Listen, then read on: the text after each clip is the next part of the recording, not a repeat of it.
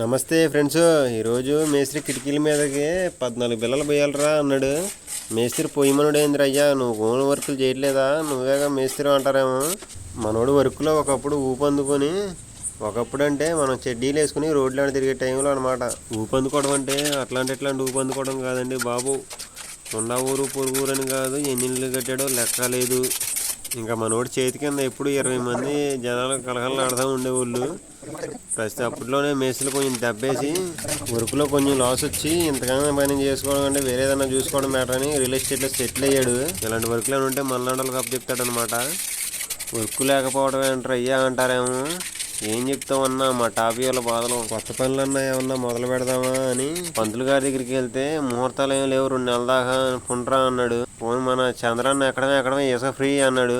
ఆ ఇసుక ఫ్రీ చేసాడేమో కానీ జనాలు అందరూ ఇసుక ఫ్రీ అనుకొని ఒక్కడో కూడా ఇసుక తోలియట్లేదు. ఇంకా మూడోది ఏందిరయ్యా అంటే, ఈ 2 నెలల నుండి వానలు తగులుకొని వారంలో కనీసం 3 రోజులు పడతానే ఉన్నాయి. నెల నుండి ఇంకెక్కడ తెచ్చి ఉంటాయన్న పనులు. కరువు కాలం కలజోడు పెళ్ళము అంటారు కదా మన పెద్దలు. అట్టగే కూలికి కొట్టేస్తున్నాం జాయిగా. చూస్తున్నారు కదా, ఈ 14 బిళ్ళలు మనకి రోజంతా పోయాలంటే మన ఇజ్జత్ అంతా ఏం కావాలా అని బెల్లమ్మడి బిళ్ళ పోసి పడేసినామే.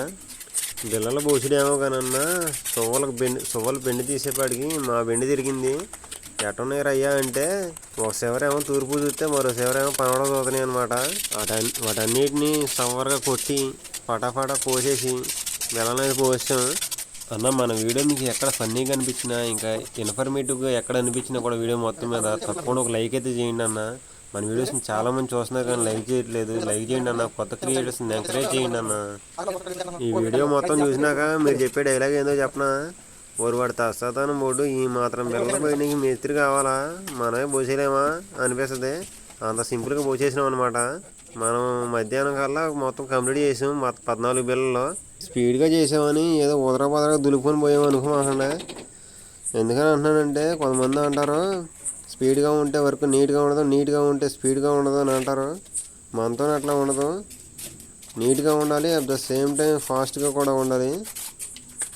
ఇంకోటి ఏంటంటే దోస్తులు, మనకు బిళ్ళ స్ట్రాంగ్గా ఉండాలి అని అంటే ఈ విధంగా సువ్వలు పెట్టేసినాక సువ్వల మీద లైట్గా సిమెంట్ అలా జల్లేయాలన్నమాట. ఎందుకనంటే ఫ్యూచర్లో మళ్ళీ సువ్వలకు తుప్పు రాకుండా ఉంటుంది అన్నమాట తొందరగా. లేదంటే తుప్పు వచ్చేదానికి తొందరగా అవకాశం ఉంటుంది, బిళ్ళ పగిలిపోద్ది అనమాట. ఆ విధంగా అల్మార్ బిళ్ళలకైనా ఇలా కాంక్రీట్ బిళ్ళలకైనా సువ్వల మీద లైట్గా సిమెంట్ జల్లుకోండి దోస్తులు.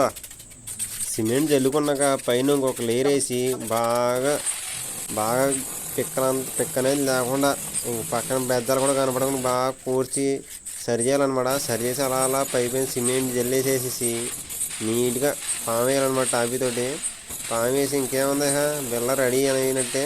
పడపడ బద్దలు తీసుడు మళ్ళీ ఇంకో బిళ్ళకి పక్కన పెట్టుకోండి. ఈ రకంగా పోసిన బిళ్ళ మామ 3 అంతస్తులు పైనుండి కింద పడేసినా కూడా బిళ్ళ అనేది తిరగదనమాట. అంత స్ట్రాంగ్గా ఉంటాయి, మామూలుగా ఉండదు. వీటిని కాంక్రీట్ బిళ్ళలు అంటారా బాబు అన్నట్టు ఉంటుంది. మన వీడియో ఎట్లా అనిపించిందో కామెంట్ చేయండి. ఇంకా మరిన్ని ఇన్ఫర్మేటివ్ వీడియోస్ కోసం మన ఛానల్ సబ్స్క్రైబ్ చేసుకోమామా, నీకు ఖచ్చితంగా ఉపయోగపడుతుంది. నేను మీ రవితేజ, సైనింగ్ ఆఫ్.